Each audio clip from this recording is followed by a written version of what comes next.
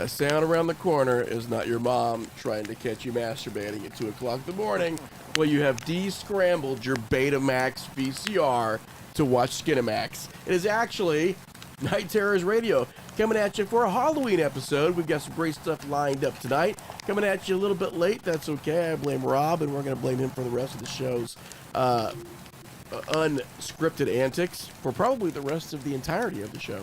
I would say for forever. So anything that happens here on out, Rob, it's your fault. I'm fine with that. I'm kind of used to it. So, you know. As always, I am your ever-vigilant host, Ash Hamilton of horror-fix.com.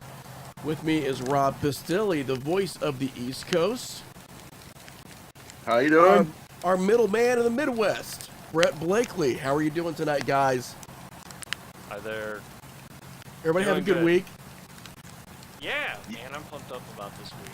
Favorite time of year. Oh, I am so ready for this, weekend, for the festivities and the fun and the costumes and the kids, running around, enjoying themselves. It's, it's a good time. Good time of year. I'm right there with you guys. We have had a busy Halloween season. So for me to actually be able to enjoy Halloween this weekend is going to be a much needed respite from a whole lot of traveling, a whole lot of self-promotion, and a whole lot of, I would say just a whole lot of mingling with the entertainment world. But we are talking about Campfire Tales tonight. So our call-in line, anybody like to know what our call-in line is? I would love to know what our call-in line is. We've got a nice little graphic for it. Our call-in line is 217-292-1680. That is our persistent call-in line. If you call in at any point in time, by the way, you'll be put on a nice little queue. You'll actually get to hear the show, just like real radio shows. Remember when they had those a long time ago? Just like that, because we're professionals, people. Say that number one more time. That's how we work it. 217-292-1680. You'll be put in the call queue. You'll be able to hear the show during that call queue. And it also gives us a little bit of information on where you're coming from. So by the time we get to your call, we'll know your name. We'll know your cell phone carrier. We're going to know your sexual preferences. We're going to know the last website you visited, so you might want to clear the cookies on your browser. Yeah, especially if it's anything in German. You always go back to that. Do you have a problem with German sites? Well, because I've been kicked off all the Russian ones. So this is my next in line. Chanel put the blocker on the Russian sites, huh? And I was really hoping that Australian sites would really be like the dark web under, but no. This is what people talk about Vegemite sandwiches. That's basically it. And koalas and that kind of stuff. Yeah. And koalas. And there's a lot of good-looking people in Australia. I have to, just for a second, comment on that. Have you ever watched an Australian, TV show? A show that's exclusively produced in Australia? I can't say that I have, no. My God. Give me an example. There's somebody there won the fucking genetic lottery. Well, it was all the criminals. It was all the criminals, remember? It was populated by criminals first. Yeah. And, so it just, they weeded out the bad population and kept the good population and just kept, Thieves and prostitutes. Yeah. Well, there were a lot of good... they must have been very good at their jobs. No doubt. Because they were getting my money one way or another, that's for sure. So we got a great show lined up tonight. Now, first thing that we're going to do is we've got some exclusive video footage tonight from Rob. And I would like Rob to talk about that a little bit. We're going to show you the video. You're going to be able to see it actually here live. So if you could, Rob, tell us about the video we're about to show. Give us a little information on what the audience is about to see. Well, as we've discussed before, I'm a paranormal investigator. That's kind of my tie-in part for the show is, I'm a horror movie buff and, music fan and all that kind of stuff, comics, that sort of thing. But I've been investigating the paranormal for, over 20 years now. And this particular video was captured at a local, now it's a tavern, a restaurant tavern called the Union Tavern. And it's in an area of the Rochester, New York suburbs called Seabreeze, or Irondequoit Seabreeze. And we were investigating this tavern, and there was some claims of some things that happened there, and we started having a discussion with something that wasn't there via an EMF meter. And EMF stands for electromagnetic field.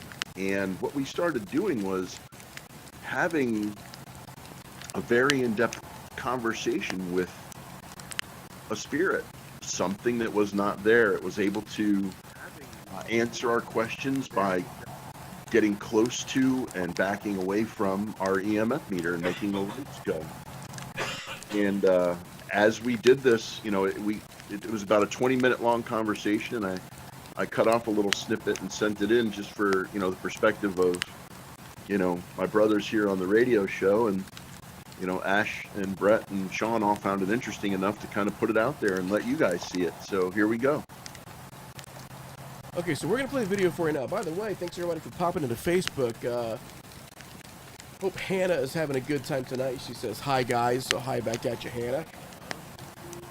Let's see what everyone thinks of this video. We're going to switch on over to it, and you guys also should be getting the audio. I don't think we're going to get the audio here, strangely enough, but everyone out there should be getting it, so let's see about this. Popping over to it right now. Thank you. Are you what would be considered a child?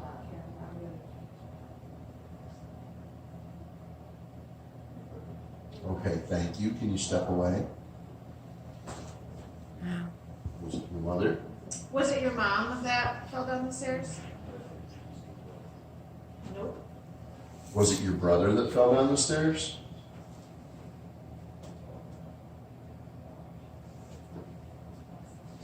Okay, thank you, thank you. Were you counting for us earlier? Were you showing us that you can count?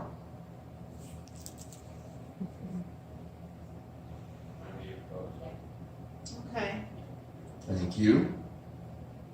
Step Back up for a back. minute. Step back. Were you Thanks, buddy. Were you counting the day that your brother fell down the stairs? No. How old he was? Do you think? Okay, back up for a minute. No, you're not allowed to answer if it's just in my head. Back up for 1 second. Well, I said, or his age, how old he was.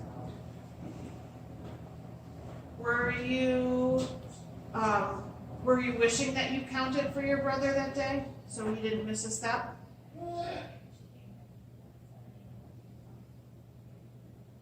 Okay, can you back it up one more time?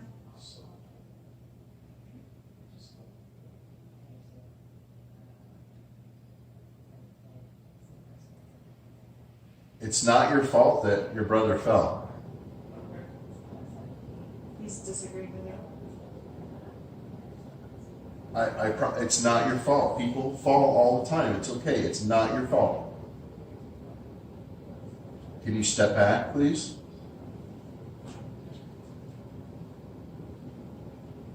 It's not your fault.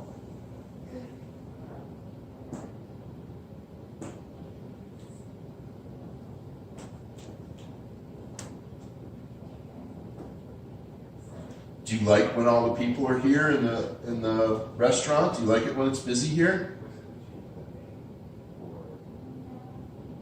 Nope. Do you like it better when it's quiet and it's just a few people?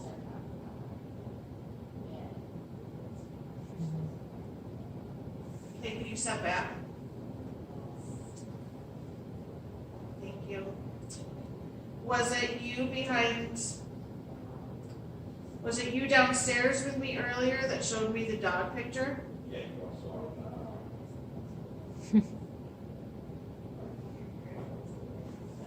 Okay. Thank you. Step back.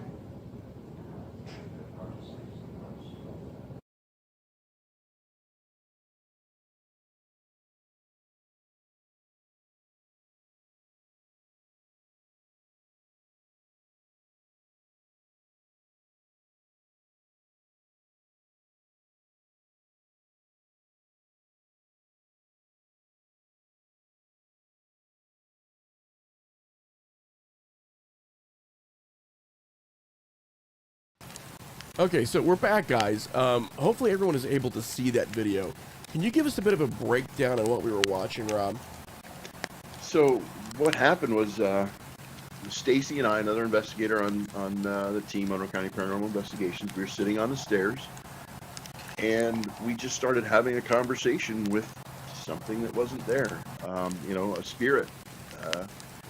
And it turns out it was, from what we can gather from the conversation that we had and some background that was done through research and everything like that, it's the spirit of a little boy that was on the stairs.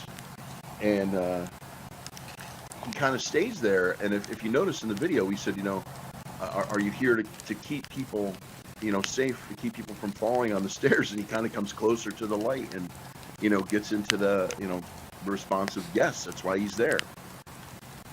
And so we took this video and we brought the evidence back to the owners of the tavern. Excuse me. And they started showing the people that worked there, hey, this is what this paranormal investigation team caught when they were here. And one of the workers proceeds to tell her a story.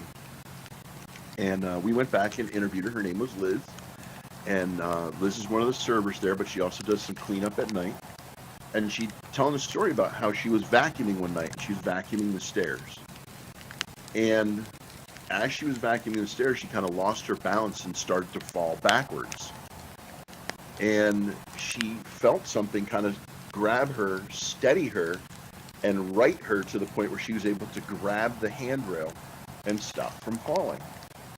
Now, we did not know any of this. This was, Kelly didn't even know this happened. The owner of the tavern didn't even know this happened. This came out after the video started, making the rounds of the people that worked there. And then another server came forward and said, hey, she was carrying a tray up the stairs to the dining room upstairs, and she kind of caught her toe on the lip of the stair, and she felt herself falling forward. And she said she felt something grab her wrist. She felt it grab her wrist and steady her and the tray so that it did not fall.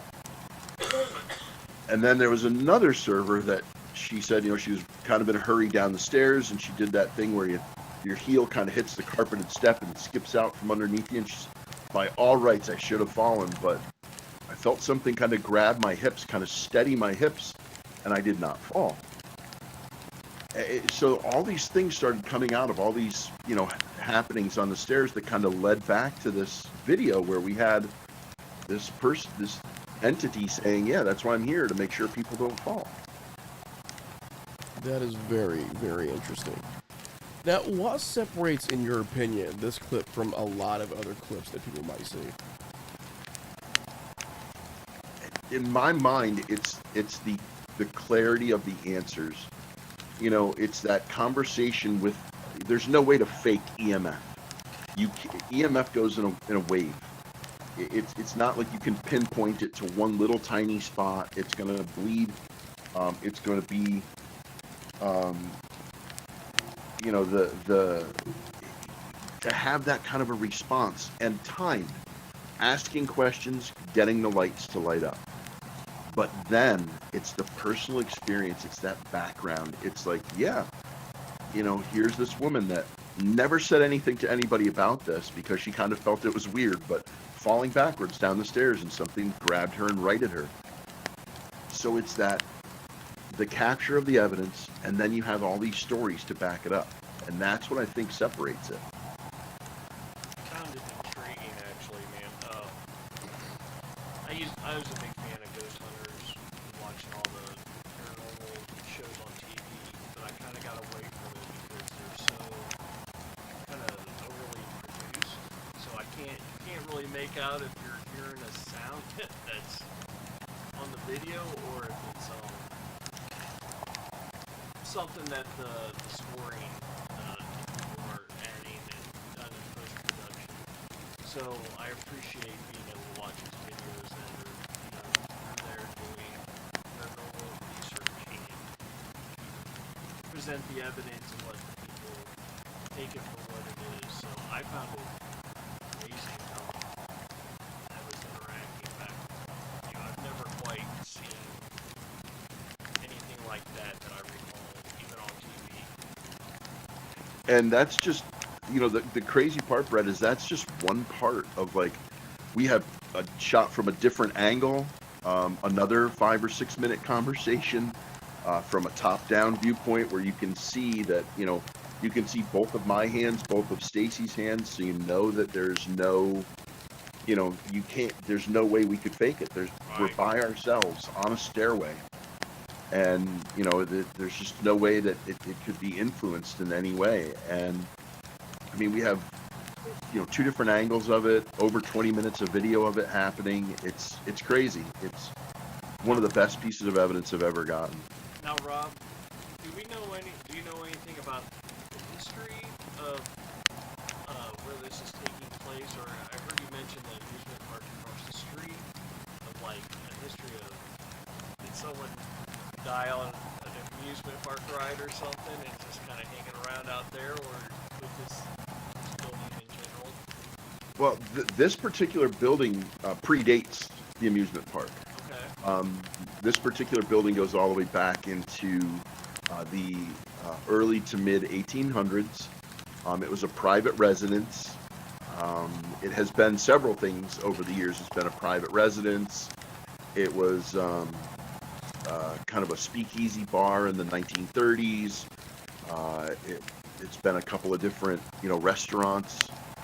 A few different things have gone on in this building, and there's not a whole lot of historical evidence about the people that lived in the house other than their names. I don't think the amusement park really has a whole lot to do with it. I think it's this building. Okay. I think it's the residence itself, and I think it's just a really neat place. I mean, we caught a couple of EVPs there, electronic voice phenomenon. Those are things that we can, maybe go through in another future show, or maybe when we have Kelly, the owner of the tavern, come on the show. She'd really love to come on and, talk about what we found and, kind of give you a background more on the, she knows the history of the building. Like, she bought this building and researched the heck out of the history of it. And she's super nice and, really, really enjoys, the evidence that we got there. And, she loves talking to people about it. And we've actually done a couple of presentations there, kind of like a dinner and a show where, you can come in, have dinner, and, go through the presentation of all the evidence we found at the location. That's awesome. That would be really cool to do. And now this is the most amazing part of it, and the best part of it is that now what she would like to do is she would like to have us come in and lead the public on some investigations kind of in the tavern, have us kind of hand our tools over to the, some people that want to come in and investigate and kind of show them how to do it and, investigate the building. And, she's an awesome proponent of this kind of stuff. She loves, the idea of furthering the science of paranormal investigation. She's just awesome. And she does want to come on the show. We just have to find time to get her on. Yeah, it's becoming more recognized as paranormal investigation being something legit. I've noticed this week, public library here in town, you can now rent a ghost hunting. You can now check out a ghost hunting briefcase, and it's got an EVP meter. It comes with several things: video camera, voice recording. And I'm like, wow, that is such a big step compared to like 20 years ago. Man, I would have loved for something like that as a child. Yeah, I'm tossed up on that because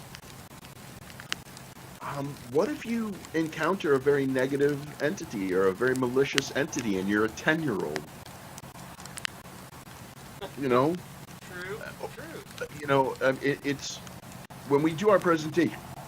Excuse me. When we do our presentations, I kind of have a joke that I tell, and I've seen MASH. I've seen every episode of MASH.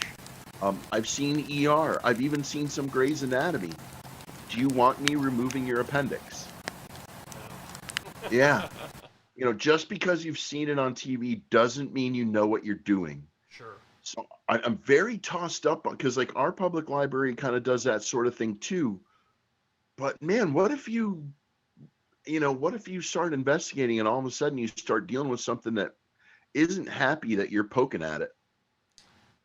Yeah, I never thought about that. I never Yeah. gave that a thought. That's an excellent point. And then what do you, I mean, what if something follows you home? What if you invite something into your personal space and now all of a sudden, whatever it is now decides it wants to be with you? Yeah, I definitely don't want that happen. So although it's awesome and it's furthering it, and I encourage people to go out and investigate the paranormal, do it safely. Go to places that have public hunts. I'm sure there's 50 places in Illinois that have them. There's 100 places in New York State. There's all over the place that you can go pay a few dollars and go on a hunt. And most of those places are safe. 99% of those places are safe.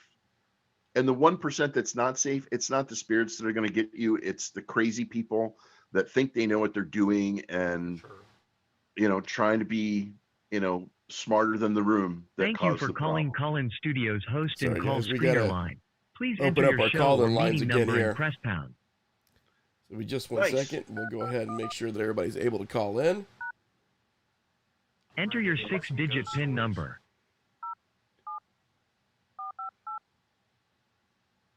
Welcome, I host. did. You are now in the host room and can manage your callers from the Call-In Studio web interface. That sounds so professional. I know, doesn't it? It's So- like we know what we're doing and shit. Yeah. So we literally should be all ready to go, or at least hopefully. For some reason, we've been having a few drops of their service tonight, but it looks like we're okay now. So again, that call-in number is 217-292-1680. I put out a call to arms on several different networks. Give us your scary story. It can be anything. It can be something from a third person. It can be something from yourself, something that happened to you in the past. I just want to hear your scary story tonight. It could be, like I said to Brett earlier, like that time you went to Arby's, like after 9 p.m. Right. Or the time that I went to Taco Bell after 1 a.m. Yes. Yep. And that's Or that almost an time- operatic story that I tell in many parts. How about the time that you came to Rochester and had your first garbage plate? Oh. Well, that had a happy ending. It was a couple days later. But that definitely had a happy ending. So I will say, I can't wait to hear everyone's stories, and hopefully we will get some people calling in tonight. Some of the best nights I have on the show is when we do get people calling in. I absolutely love hearing other people's Yes. scary stories. Let's hear them. Now, I've got a question for you, Brett. Yeah. Have you ever told your UFO experience on the air yet? I've told it on a previous podcast, Intentional Danger Field.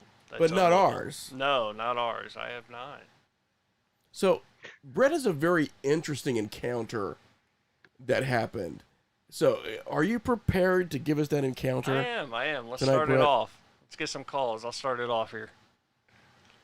Okay. So, give you a little background. I have an engineering background, and when I graduated college, I went off to I like being out in the construction field, so I was a surveyor for about a decade. So I graduated back in 2000, and about 04, after I've had about 4 years experience, I was working for a local company here in town. And it's the first time they put me on doing construction inspection at a coal mine above ground. So I had to go take the Faces of Death course for a week of basically watching people, all the different ways you could die on the property of a coal mine and what not to do. Basically, don't touch anything. But anyway, my job was to run a nuclear density tester. It sounds awesome. It's pretty much nothing. I'd work 5 minutes a day and I'd get out. Have this machine that drove this rod into the ground. It had radiation in it, but it could shoot a kind of like sonar through the dirt and can tell whether the dirt was being compacted enough.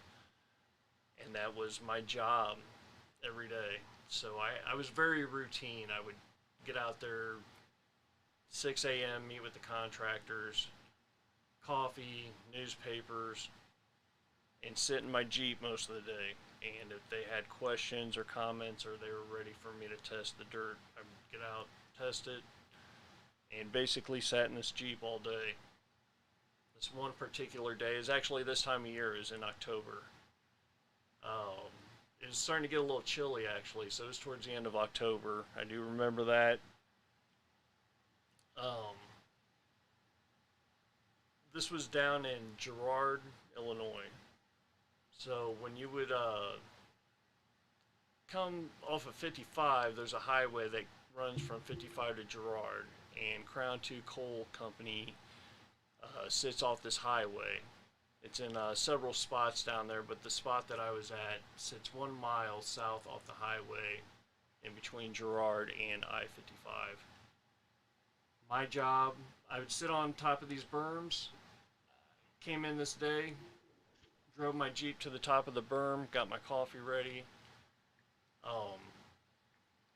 They were building big slurry ponds around the coal mine, and what they do is they take that coal slurry, pump it into the ponds, and they let it dry out. They get the water out, and they can sell that coal and they can burn that off. So I'm sitting on top of the berm, and I would watch the contractors, the people come in off the highway, and I would go down and talk to the two main contractors as they came in. And as I was sitting there that morning, beautiful blue sky, sunny out, not cloudy, but there were clouds in the sky. And I look up as I'm watching the cars come in off the highway, and that 1 mile mark up on the highway, I could see what looked like a silver ball with, if you could picture like Saturn, where the rings would be attached to the ball. So the saucer's attached to the silver ball. It's metallic, looks like liquid mercury. And what caught my eye was the way it was flying. So if my hand was the saucer, it's doing this wobble and slowly rising out of the cornfield right behind this one house that sat out there on the other side of the road. And it felt like several minutes, but I don't know, maybe a couple minutes of this thing slowly rising up and then just disappeared out of nowhere. And man, I've never seen anything like it. I grew up watching UFO videos, all this. I've never seen this particular one. Was there any noise, Brett? No. And I was, like I said, I was at least a mile away. It was at least on the other side of that road, and I knew that road was a mile to get into the coal mine. So no, zero noise.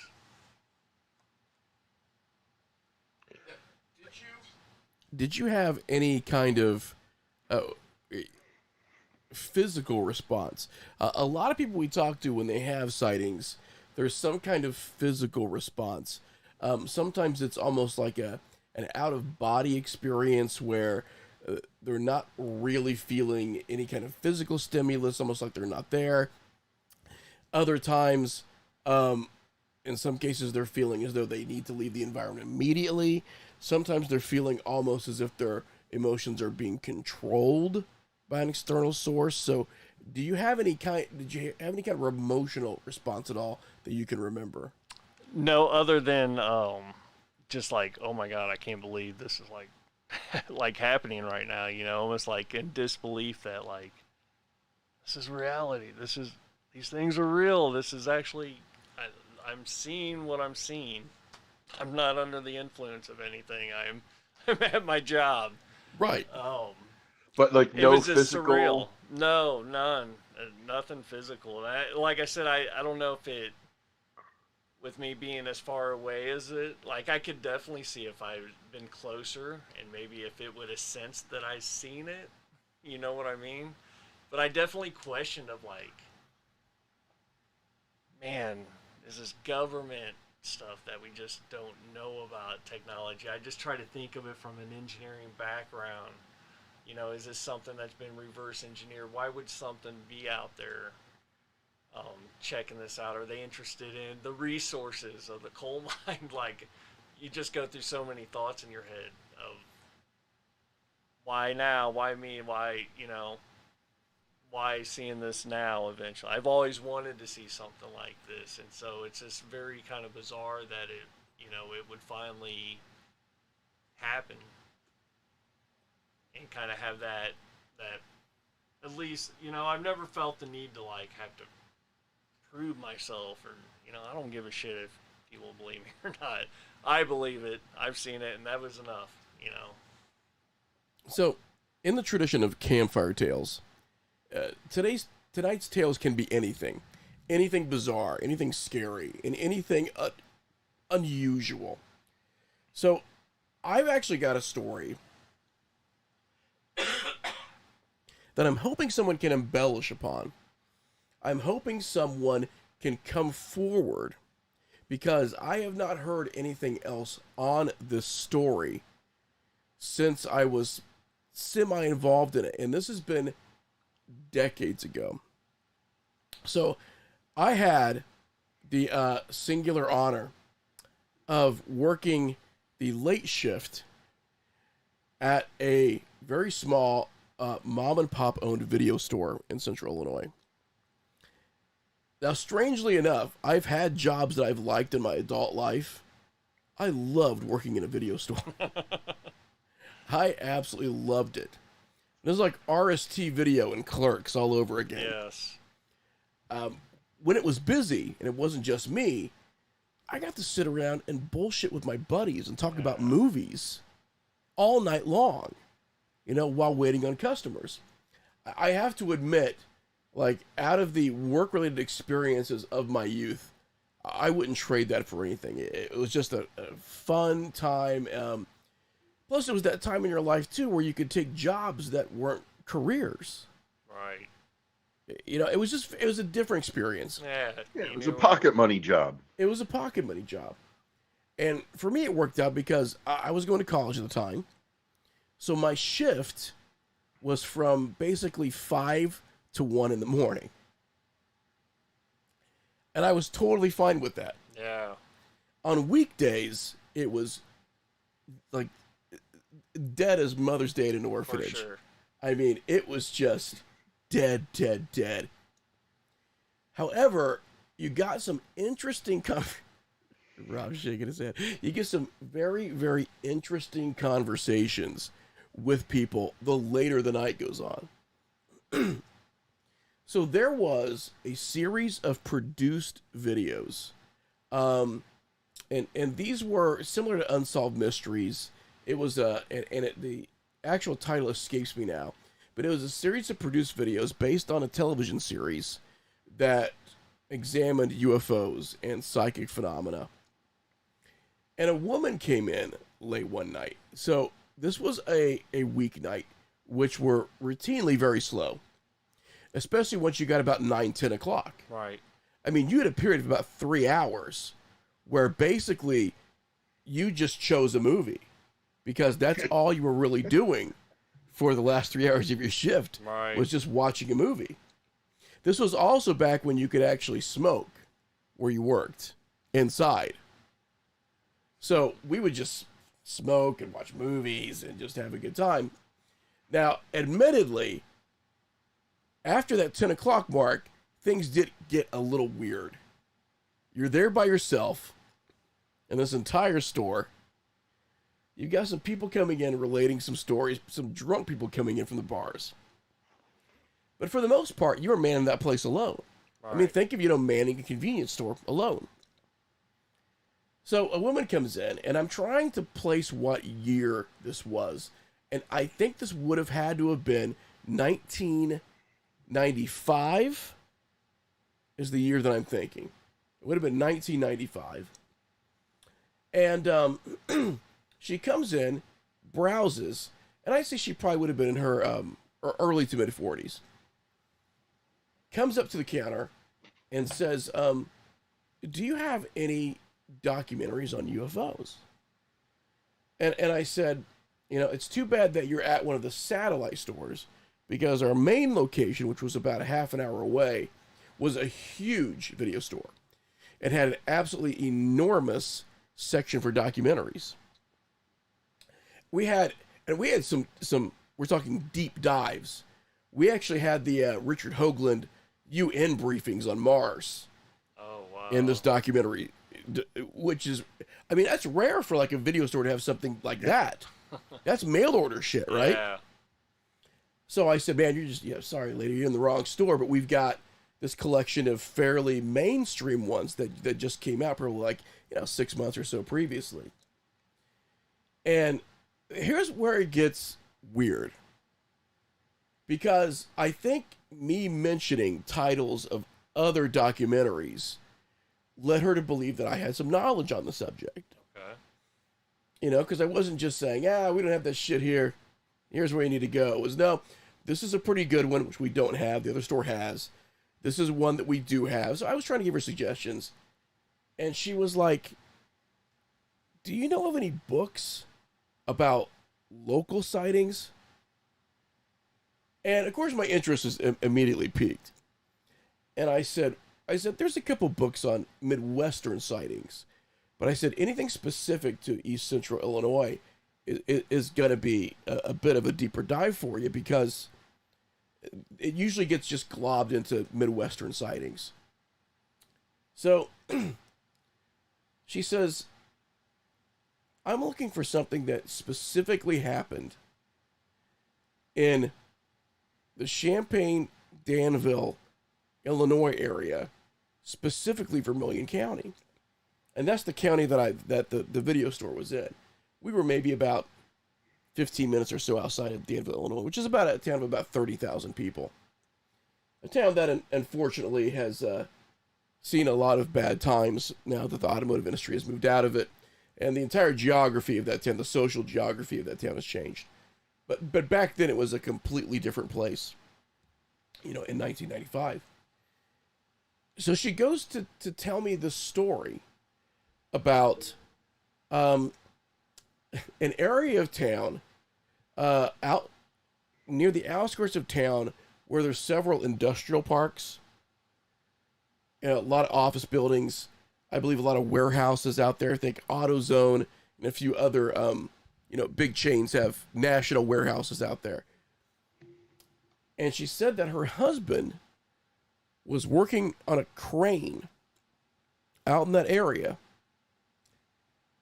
And they lost the crane in a void.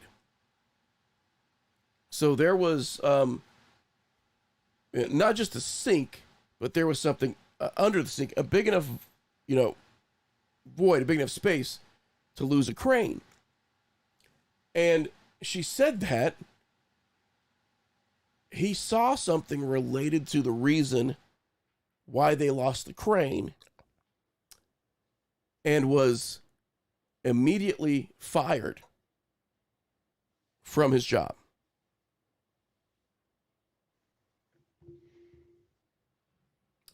So again, I have absolutely no more information on what that event was. Interesting. If we have a lot of our audience from the Illinois area, being that we're an Illinois-based show largely, although Rob's on the East Coast. If anyone has any information, this probably would have had to have been previous to 95. I don't know how long. Maybe anything from 90 to 95. But it would have had to have happened outside of Danville, Illinois, and Vermilion County, Illinois. Furthermore, I do know that this area, for those familiar with it, used to be the area where there was a Big Boy restaurant. Love the Big Boys. Remember the Big Boy chain? Love the Yeah. Big Boy. There was a Big Boy restaurant there. For some reason, we keep losing our call-in line, everybody. So in case we are getting calls in, I am going to go ahead. So, like, you knew nothing about anything like that? It's just this random conversation? Like, you didn't ever hear of any other stories I never heard of any follow-up. or nothing even prior? No. Nothing prior, nothing since. Huh. But found it extremely bizarre that That's one of... the details were strange. Thank you for calling Call-In Studios host and call Sorry, screener guys, line. we're going to go through this Please again. enter your show or enter your 6-digit PIN number. And luckily, we're getting the quick draws on this. Welcome, host. You are now in the host room and can manage your callers from the Call-In Studio web interface. So if anybody's looking to call, by the way, we are back online. Having some technical difficulties with our call-in studio tonight, which is very bizarre, as we have not had any difficulties with it before. Especially when we start talking about people calling in response to a UFO event. Yeah. So, all right, I gotta. So, like, I'm. Like, you would think that, like, losing a crane on a construction site would be, newspaper worthy, news channel worthy. It doesn't sound like something that happens every day. Now, here's what is strange. In fact, we've actually got a caller coming in. Okay.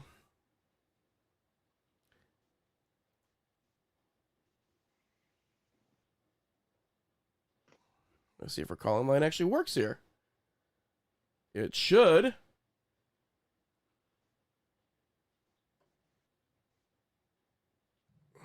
I am really wondering what's up with our call-in line because this should be working.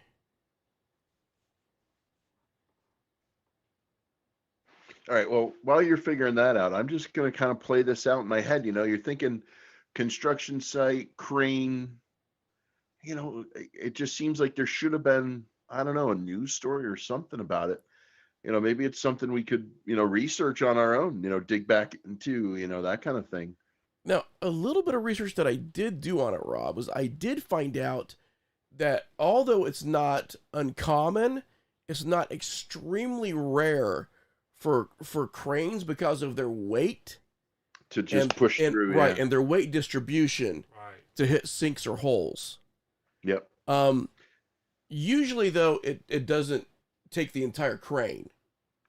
No, it usually just will give it a tip or a twist, something like that. I've Yeah. worked on enough construction sites to see some crazy stuff with heavy equipment. But yeah, that's kind of odd. That's a good one. It's I will relate a third party story that kind of, like a buddy of mine was working kind of By a the way, labor- is our caller on? Do we have a caller? Yes. Okay, I think I know who this is. Yes. I think this might even be a relative of mine. Is Yes, this it my is. mother? Yes, it is. Who is also a Danville, Illinois resident, by the way. I was going to call you about that sinkhole you're talking about. Okay. I think that could have been the Kramer family. So she might have been Mrs. Kramer that you were talking to. Okay. Does that sound familiar? Again, And the details. I wish I would have got more information from her that night. I really do. Right. Well, there was always also an incident outside of Catlin, between Catlin and Georgetown, I do believe, at the mine. And they had a big sinkhole. So there could have been cranes out there during that time. And had you heard anything about there being anything strange out there, though? Yes, I did. The Kramer family had a lot of stories about that, as I recall. Because I remember I was working in Danville at the time, and some of us girls would stand and talk about it. I didn't hear anything about a crane disappearing, but I remember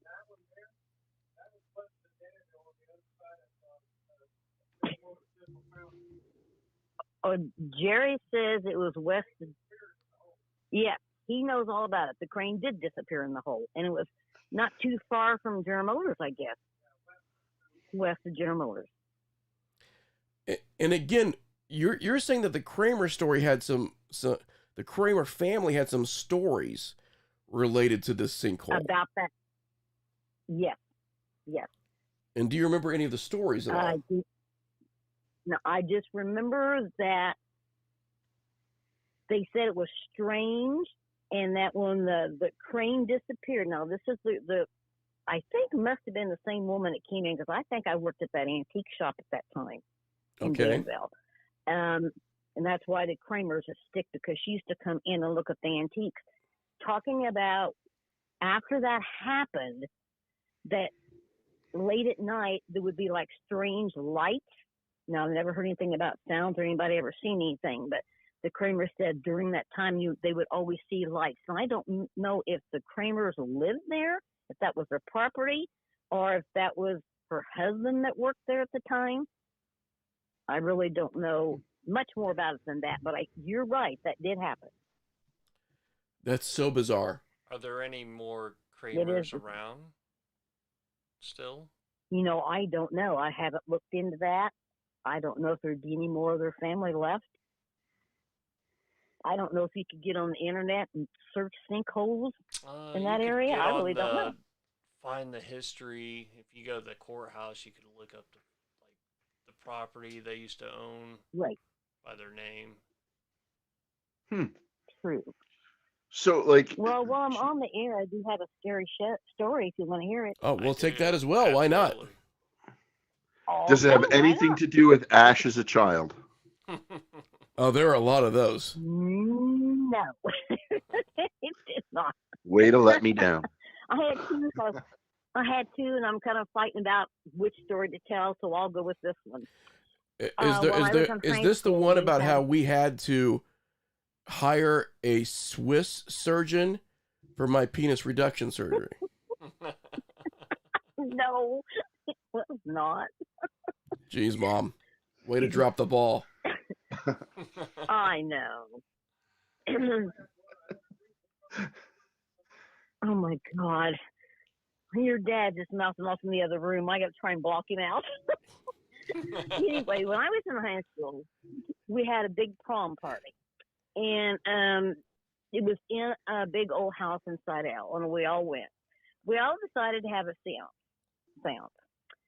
During this seance, it got real dark, and it talked about women in that house always died before they turned 40. During that seance, Mike's mother had been sick at that time. When we were talking, the lights all went out and the curtain rods all fell off of the walls on top of to some of us kids. And of course, they're screaming and carrying on. And his mother did eventually die, and she was 39 years old. That house was built as a mail order bride, and it used to be all swampland there in Slidell. The house was built. He had his mail order bride came, and she died young after he had it built for her. And so the story goes, all the women die in their 40s, before 40s or in their 40s. Now, that is the same house, Ash, that we lived in. Really? Yes. As if we didn't have enough That's the old Mike. strange encounters in that house. What? Yes, we had a lot of stuff in that house. And I was in my 40s when we moved out, so maybe that was a good thing. Now, I don't know. Rob will find this of particular interest because our house had an instance of what one would call a wailing woman, Rob. Okay. Yes. One night, in fact, the entire household was awakened by the wailing woman. As we went from room to room, thinking someone was actually in the house, it was so loud. Yeah. And we had a small room off of a bedroom upstairs. And it stayed extremely cold all the time. Oh, yeah. And then we'd also hear little girls, too, remember? Little kids laughing. That was something very consistent was the voices of children. Yeah, I remember you telling me about Yes. that. All the time. Yes. Yes. Well, So that seems strange, though, that in later on in life we'd end up owning that house. yes, that too. Well, thank you so much, as always, Mom, for calling in because you have great stories, and I had no idea that you knew about that crane because now I'm thinking there's a bigger story here. Yeah, I absolutely. really Could am. be. Just have to dig That your deep. mom dug the hole below the I'll crane, see if I and can find out some more stuff. Right. So I'm putting Okay. Well, I want to find the sinkhole. I'm putting Mom in the. Thank you so much for calling in. okay. Bye-bye. Like, I really do, at this point, want to investigate the story. yeah, you have to now. Now that we've got corroborative testimony. You got a name, Yeah. you got a possible name, you got, location, you got, year, date range, and that's basically, it's a way to, kind of dig back into it and see what really happened. But see that here's where I want to know the swerve, if you will. As we mentioned, sinkholes happen. Yeah. You get a crane that weighs, 35, 40 tons, and you put it on, a piece of land that, has some underground water or some old underground water channels or anything like that. It sits in a place long enough, it collapses the ground underneath it, you get a little bit of a sinkhole. Do we have a caller from Washington? Yeah, hello. Yes, hello. You're on with Night Terrors Radio. Who are we talking to tonight? Hey, what's going on, guys? My name's Jorge. How's it going? First time listener, first time caller. Thanks for calling, Jorge. How are you doing tonight, by the way? And how was Washington tonight?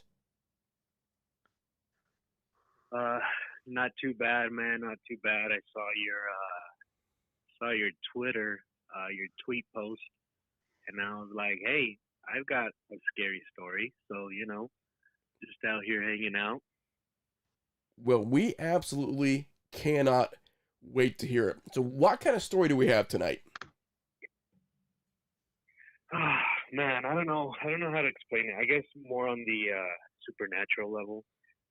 Perfect. And it's very crazy because it's like a two-part story, right? So, giving you a little back history. At one point, I really like paranormal stuff, right?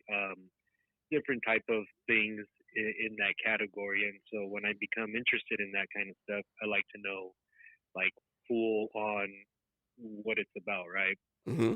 So I did some background, knowledge on some type of I don't know what. First of all, I guess what am I allowed to say? Like, I don't want to cross any type of whatever boundary. the fuck you want.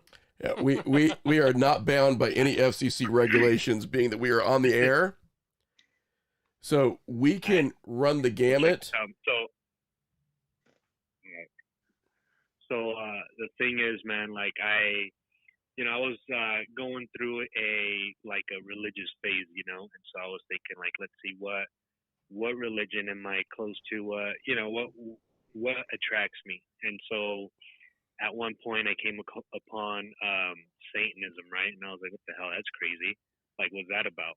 And so I did some research, and what I was trying to do, okay, don't get me wrong, I'm not Satanist or anything, but what I was trying to do is just figure out, like, when it started, how it started, things of that nature, right? Right.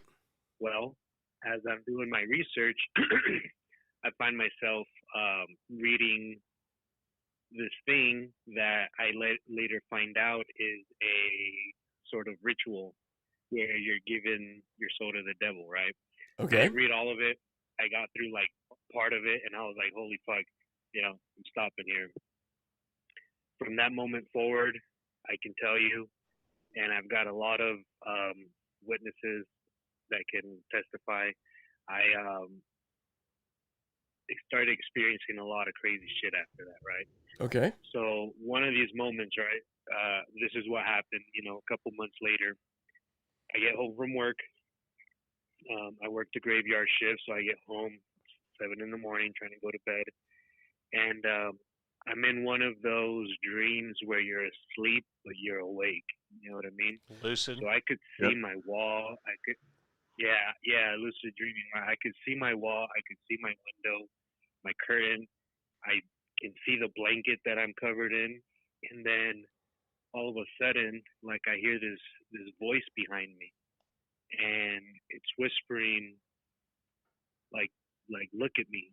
If you look at me, everything's gonna be okay. Just look into my eyes, and everything's fine. So what I started doing was I started praying. Right, I started doing the the Hail Marys, whatever. Started doing that. Woke up and I was like, holy shit, that was fucking insane. So fast forward, later that night, I was with what is now my ex-girlfriend. I was at her house, staying the night, and she has a son. Well, he was a sleepwalker. So here I am in my, we were sleeping. Next thing I know, I'm awake, and I see this figure at the corner of the bed. And I'm thinking it's this kid, and I say his name, and I'm like, hey, man, go to sleep. Next thing I know, I can't really move. And I look over, and I see my ex, and she's just like laying there with her face down. And I'm like yelling her name, trying to move, but like nothing seems to happen. I look again at this figure, and it's just locked eyes with me, man. It's just walking across the room. And then it's like about to walk out, and then it just turns around and looks at me. Kind of like the way I interpreted was like, we're not done here. And then I wake up, and then I wake up my ex, and I'm like yelling at her, like, man, what the hell, like, over here yelling at you, fucking trying to get you to wake up. And she's like, no.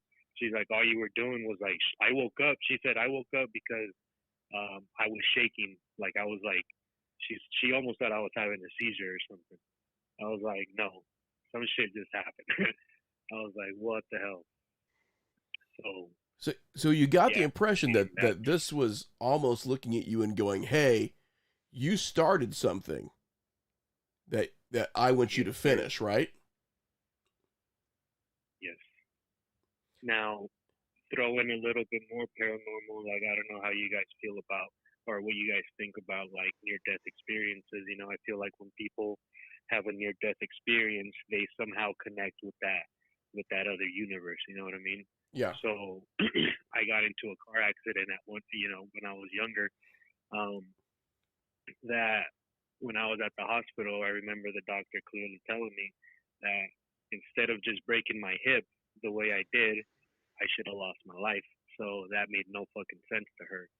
And so that kind of always stuck to me. And again, after that, when I was at home one day, my dad had just taken me, and this was around the time of my accident. My dad had taken me to the doctor, specialist, whatever, to take out my staples because I had a surgery on my side.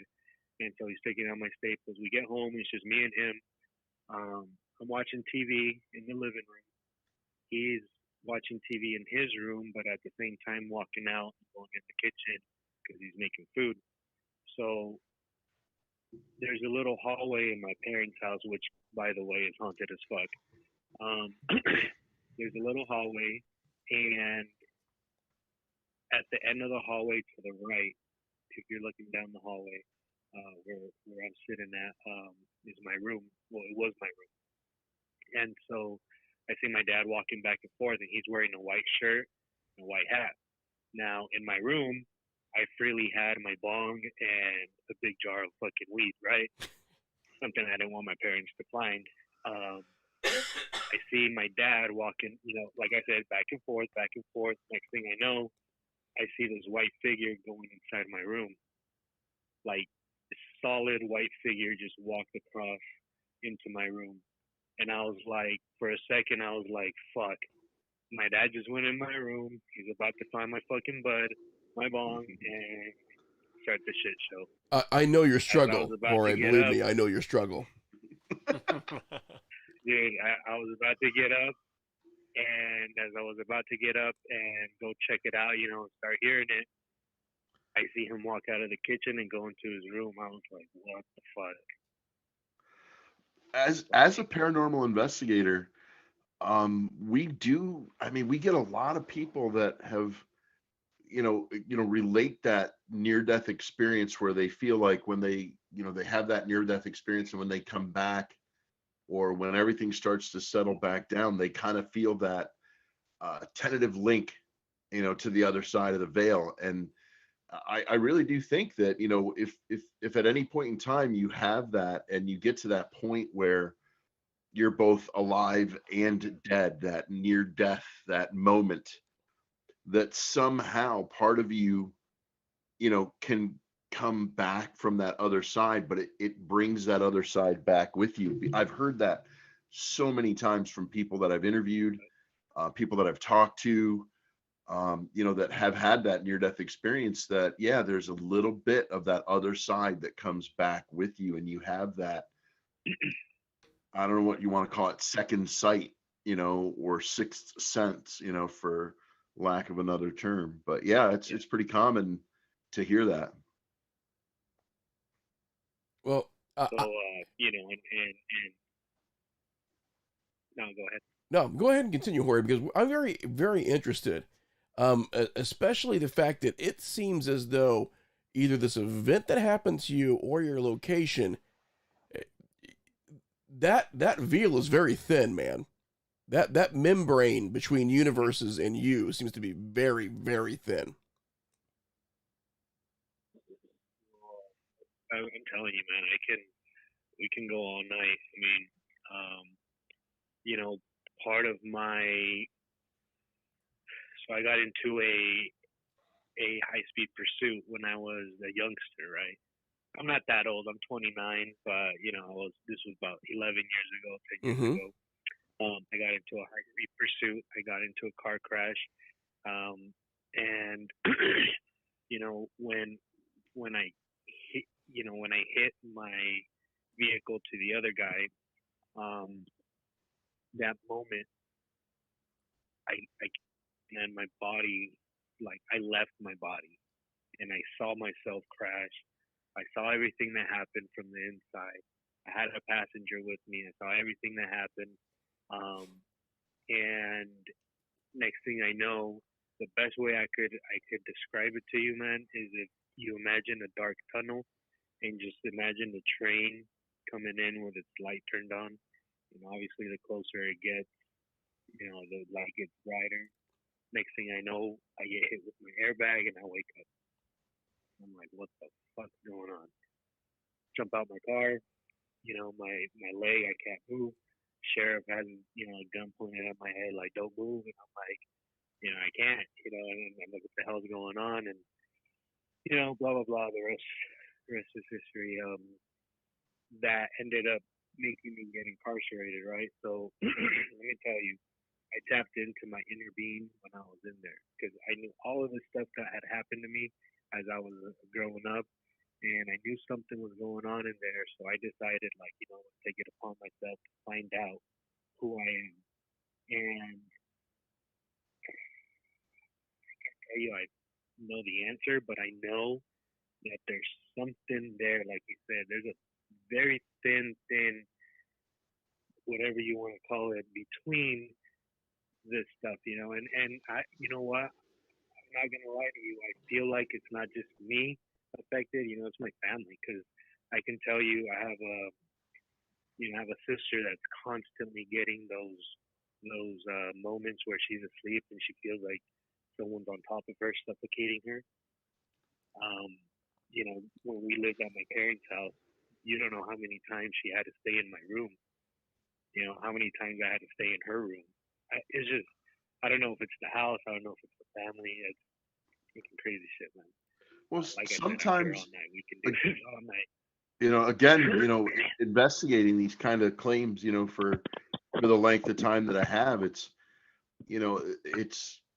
can be, it's like,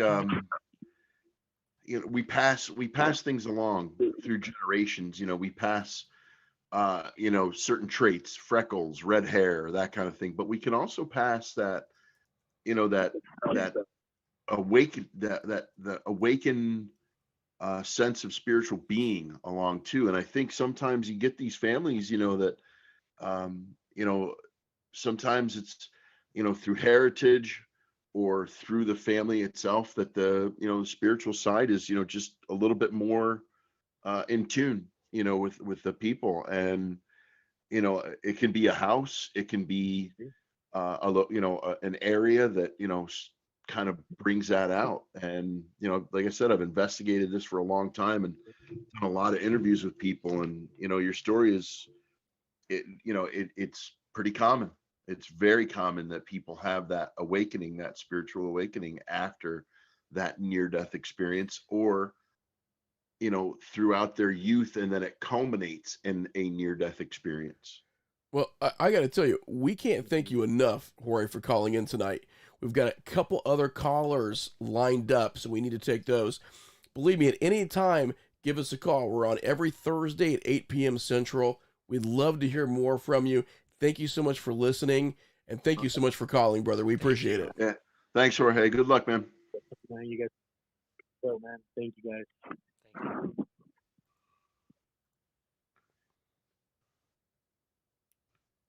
And I think we actually have someone else lined up. Let's go ahead and go back to the lines.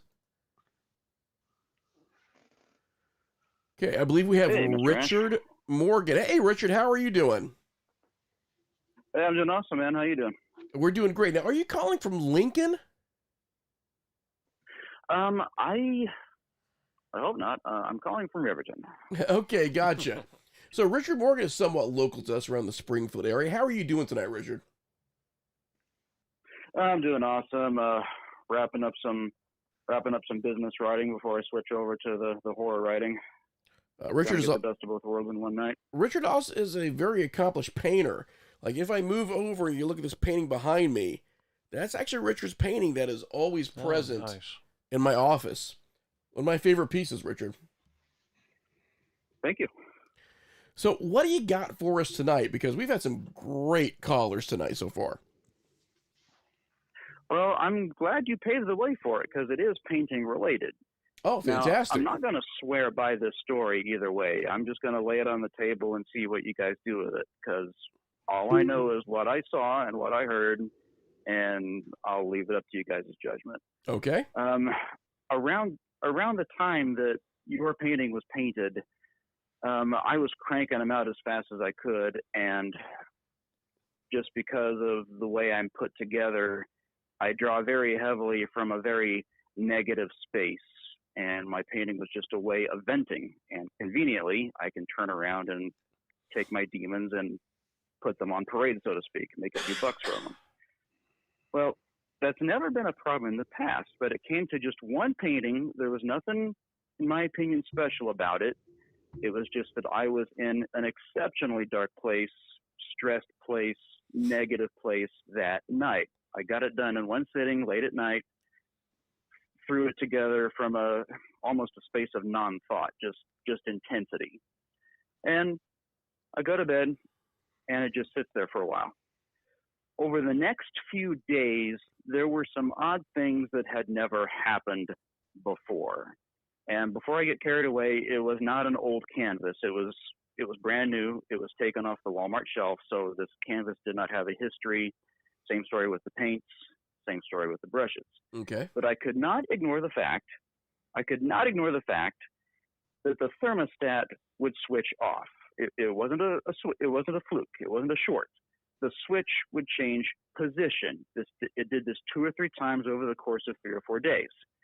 And I'm looking at my son, who was like 4 at the time, and he's nowhere near tall enough to do this. And several of the times that happened, the wife was not at home. And just for the hey of it, I asked her, "Hey, did you switch the air on? Because, it's cold. We don't need the air conditioning on." She says, "No." And the apartment we were in at the time didn't have the best wiring to begin with. It was not unusual for the lights to flicker.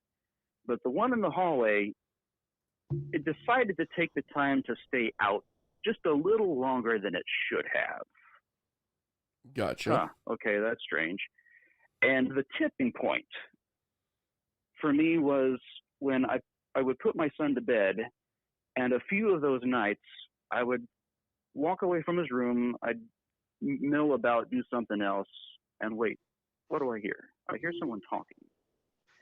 And I put my ear to my son's room door, and he's talking to somebody in the dark. It's a mumble. Mm-hmm. Now, he doesn't talk in his sleep, but I never went in there to see what was up. I just kind of like, okay, we're going to leave this alone. Right. And I'm thinking, what has changed? I'm a firm believer that if you bring home something with an attachment, you can invite some uninvited guests into your space, no problem. Yeah. But we hadn't gotten anything home that was secondhand. The only thing that was different was the painting. And I'm thinking that can't be right because everything was brand new. Well, interesting detail later. In the meantime, I put this on Facebook Marketplace price to sell. I did it like $30, and I listed it as quite possibly haunted painting price to sell. And that, it's such an irony. That is the one painting of mine that got so much attention. It might even still be there archived somewhere deep down in the bowels of Facebook. And people are like, that's not haunted. You're putting us on. It's got to be. You got to burn that thing, man. Just burn the house down. Yeah, burn the house down around it. I don't care. I just want it gone. I just want it gone. Right. And a gentleman did buy it, and of all things, he bought it for I think it was his sister-in-law, who was a paranormal investigator. And the dude cracked me up. I kept tabs on him to see how things progressed. He said he didn't keep it in his house overnight. He kept it in the car, and I asked him, did you have any car problems? No car problems. It gets into his sister's hands, and I asked him, okay, did she figure anything out? He says, well, her dog didn't like it. And that's all I got. But after the painting was gone, the phenomena stopped. And I'll say it again, I don't know what to think. But what is interesting is another local artist whose Instagram account is under the name Tumulty. I don't know his real name. About 3 or 4 months after that, he posted one of his paintings that he said had an attachment after he created it, all original materials. So I thought, I guess it's possible. I don't know how that works, but apparently it's possible. So that's my story. Make of it what you will. Now, I will say this, Richard, and this has happened to me on more than one occasion.